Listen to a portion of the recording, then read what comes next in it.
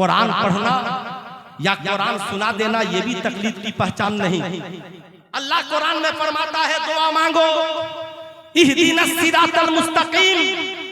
समझ में आए तो भी सुनिए और नहीं समझ में आए तो समझने की कोशिश कीजिए। ए मौला हमें सीधी राह चला। सीधी राह क्या है? कुरान कहता है सिरातल लजीना अनअमता अलैहिम, सीधी राह वो है जिस पर अल्लाह का इनाम हुआ। अल्लाह का इनाम किस पर हुआ? कुरान कहता है अनअमल्लाहु अलैहिम मिनन नबिय्यीन वस्सिद्दीकीन वश्शुहदा वस्सालिहीन। अल्लाह का इनाम नबियों पर है, अल्लाह का इनाम सिद्दीकीन पर है, अल्लाह का इनाम शुहदा पर है, अल्लाह का इनाम सालिहीन पर है। पता क्या चला? ये चार जमातें हैं जो सिराते मुस्तकीम की पहचान है। कितनी जमातें हो गई? जरा चारों उंगलियां उठाकर पीछे से बोल दीजिए। जितने लोग मसलके आला हजरत के मानने वाले सिर्फ वो हाथ उठाकर बोले। कितनी हो गई? चार। और एक खुदा का हुक्म, ये पांच। अब मियां याद रखिएगा, सबसे पहले कुरान से पूछते हैं, ऐ कुरान क्या हर कुरान पढ़ने वाला कामयाब है? इसलिए कि सोशल मीडिया का जमाना है। आप सोशल मीडिया पे जिसकी तिसकी तकरीर सुनते रहते हैं और कहते हैं फला ने ये बोला, फला ने ये बोला। ऐ कुरान तू बता, क्या हर कुरान बोलने, हर कुरान पढ़ने वाला कामयाब है? आपने पाकिस्तान के एक मौलवी की तकरीर सुनी होगी, नाम है तारिक मसूद। माज़अल्लाह उसने कहा था कुरान में ग्रामर की गलतियां हैं, जबकि अल्लाह कुरान में फरमाता है ज़ालिकल किताबो ला रैबा फी। कुरान वो मुकद्दस किताब है जिसमें शक की कोई गुंजाइश नहीं। मैं आपसे पूछना चाहता हूँ, अल्लाह का हुक्म सही है या इस मौलवी की बात सही है? याद रखिएगा, जो लोग खुदा के गुस्ताख को अलग। पता क्या चला? तारिक मसूद की तकरीर सुनना सही नहीं है, इसलिए कि वो खुदा का गुस्ताख है। अब मियां कुरान से पूछिए, कुरान क्या हर कुरान पढ़ने वाला कामयाब? कुरान कहता है नहीं। यो दिल्लो बेही कसीरा व यहदी बेही कसीरा। ये कुरान है जिसे पढ़कर बहुत से लोग गुमराह हो गए, बहुत से लोग हिदायत पा गए। पता क्या चला? हर कुरान पढ़ने वाला कामयाब नहीं है। ऐ कुरान बता कामयाब कौन है? कहा वो है जो कुरान की राह पे चलकर इनाम याफ्ता हो गए, कामयाब हो गए। वो नबियों की जमात, वो सिद्दीकीन की जमात, वो शुहदा की जमात, वो सालेहीन की जमात। अब कोई मौलवी साहब आपके यहाँ आ गए इमामत कर ले, तकरीर कर ले, बोले मौलवी साहब ठहरिए, हम आपकी तकरीर सुनेंगे, मगर पहले ये बताइए खुदा के बारे में आपका अकीदा क्या है? क्या हम पूछेंगे खुदा के बारे में आपका अकीदा क्या है? अल्लाह है कि नहीं है? सुन लीजिए, अल्लाह है कि नहीं है? अगर दहरिया होगा तो चेहरा उतर जाएगा, जावेद जैसा होगा चेहरा उतर जाएगा। वो कहेगा मियां नहीं, अल्लाह रब्बुल इज्जत ये दुनिया खुद ब खुद है माज़अल्लाह। तब उसे बताइए नहीं, कुल्लु मन अलैहा फान यबका वजहु रब्बिका ज़ुल जलाल वल इकराम। सारी दुनिया फना हो जाएगी, बाकी रहने वाली अगर कोई जात है तो वो सिर्फ खुदा की जात है, वो मालिक व मौला की जात है। दोस्त याद रखिएगा, अब हमने बता दिया मौलवी साहब आप खुदा के गुस्ताख हैं, ना आपके पीछे नमाज, ना आपकी तकरीर सुनेंगे, हट जाइए, आपसे कोई रिश्ता नहीं। दूसरे मौलवी साहब आ गए, खुदा के बारे में कहा अल्लाह एक है, हमेशा से है, हमेशा रहेगा। ठीक है, अल्लाह के बारे में ठीक है, जरा हुजूर के बारे में बताइए, हुजूर जिंदा है या मुर्दा? याद रखिएगा, जहां वो बोले कुरान की आयत पढ़ेगा, माज़अल्लाह इन्नका ला तुस्माउल मौता। जैसे मुफ्ती अख्तर हुसैन अलीमी साहब ने बयान किया, मदीने की सरजमी पे मदीना यूनिवर्सिटी का एक तालिबे इल्म बोल पड़ा, इन्नका ला तुस्माउल मौता, सबा सबा, बेशक ये मुर्दे हैं सुनते नहीं हैं, सबा सबा सब बराबर है। तो उन्होंने उसकी तबलीग की समझाया, मियां हम मौलवी की बात नहीं मानेंगे। आइए हुजूर से पूछते हैं, या रसूल अल्लाह आप बताइए जो अंबिया आदम से ईसा तक आए वो जिंदा है या मुर्दा? इब्ने माजा शरीफ की हदीस है, हुजूर इरशाद फरमाते हैं, इन्नल्लाह हर्रमा अलल अर्दी अन ताकुल असादल अंबिया व नबियुल्लाह हय्युन युरज़क़ु बिहा। बेशक अल्लाह ने जमीन पर हराम कर दिया जो अंबिया के जिस्मों को खाए, व नबियुल्लाह हय्युन, अल्लाह के नबी जिंदा है, युरज़क़ु बिहा, और उन्हें रिज़्क़ भी दिया जाता है। करम है बरेली के अहमद रजा का, जब तक इंडिया में रहे किताबों से साबित करके बताया हुजूर जिंदा है, और मदीने में गए तो आंखों से देखकर कहा तू जिंदा है वल्लाह, तू जिंदा है वल्लाह, मेरे चश्मे आलम से छिप जाने वाले। हलचल भाई 3 स्टेप और है, इसे बर्दाश्त करना ही पड़ेगा आपको। अब जरा गौर से सुनिएगा, मियां अब उसे बता दीजिए नबी के बारे में आपका अकीदा ठीक नहीं है। अब ये बताइए क्या कुरान नबी से भी ज्यादा इल्म आपके पास है? नबी ज्यादा कुरान समझते हैं या आप ज्यादा कुरान समझते हैं? मेरा चैलेंज है, यहाँ जितने लोग हैं सबके पास कुरान है। क्या कोई स्टेज पर कह सकता है पूरे कुरान का इल्म मेरे पास है? नहीं। अगर हर आयत का तर्जमा पढ़ भी लिया तो अलिफ लाम मीम का तर्जमा कौन पढ़ेगा? ताहा का तर्जमा कौन पढ़ेगा? यासीन का तर्जमा कौन पढ़ेगा? ये खुदा जानता है और उसकी अता से मुस्तफा जानता है। मुस्तफा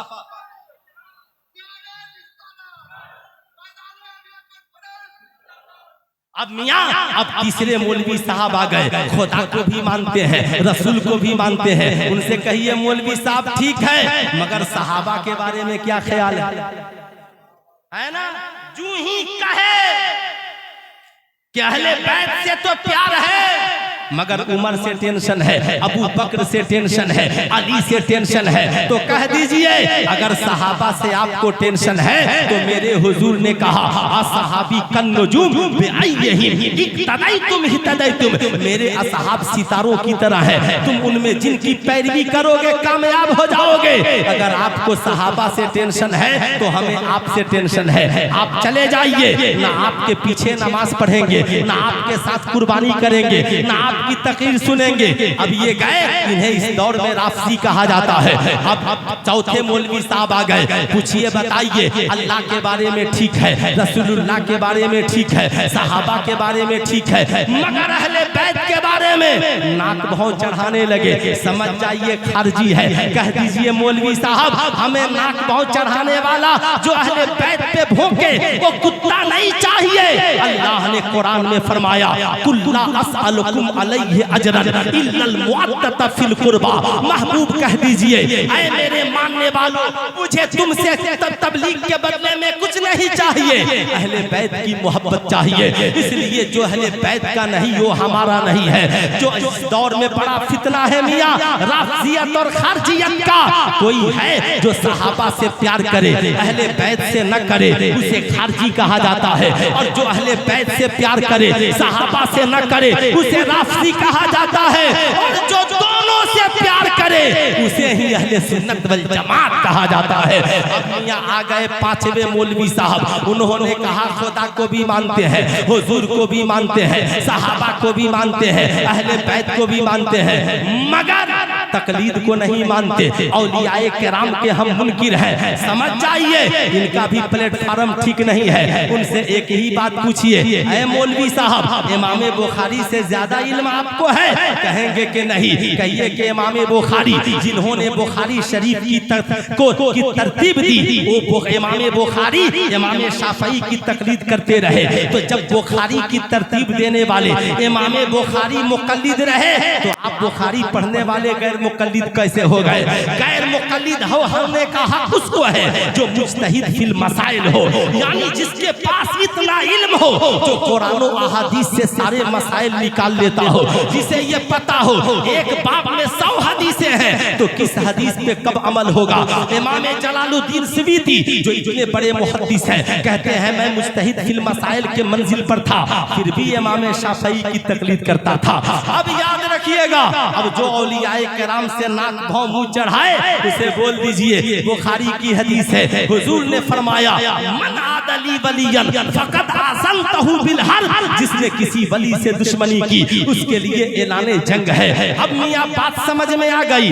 नमाज हो मगर खुदा का मुनकिर हो हमारा नहीं, कुरान पढ़ता हो मगर रसूलुल्लाह की अजमत का मुनकिर हो हमारा नहीं, नमाज कुरान पढ़ता हो मगर सहाबा का मुनकिर हो हमारा नहीं, मियां दाढ़ी टोपी वाला हो मगर अहले बैत का मुनकिर हो हमारा नहीं, सब ठीक हो मगर औलिया का मुनकिर हो हमारा नहीं, तो आखिर इस दौर में कौन ऐसी जमात है जो खुदा से भी प्यार करती है, रसूल से भी प्यार करती है, सहाबा से भी मोहब्बत करती है, अहले बैत से भी मोहब्बत करती है, औलिया से भी प्यार करती है, सभी के ईमान और अकायद की हिफाजत करती है। नमाजों की भी बात, रोजे की भी बात, सच्चाई की भी बात, ईमानदारी की भी बात, तो पूरे इंडिया नहीं पूरी दुनिया में तलाश लीजिए तो इस वक्त सिर्फ एक जमात नजर आएगी और उसी जमात को अहले सुन्नत वल जमात कहते हैं, जिसे इस दौर में मसलके आला हजरत कहा। तभी तो हुजूर ताजुल शरिया ने कहा जिंदगी ये नहीं है किसी के लिए, जिंदगी है नबी की, नबी के लिए ना समझ मरते हैं, जिंदगी के लिए जीना मरना है सब कुछ नबी के लिए। सुलह कुल्ली नबी का नहीं सुन्नियो, पक्का सच्चा है सुन्नी नबी के लिए। मसलके आला हजरत पे कायम रहो, जिंदगी ये मिली है इसी के लिए। इसलिए मेरे दोस्त ये मसलके आला हजरत है जो हमारे ईमानो अकायद की भी हिफाजत करती है और हमारे अमाल की भी हिफाजत करती है।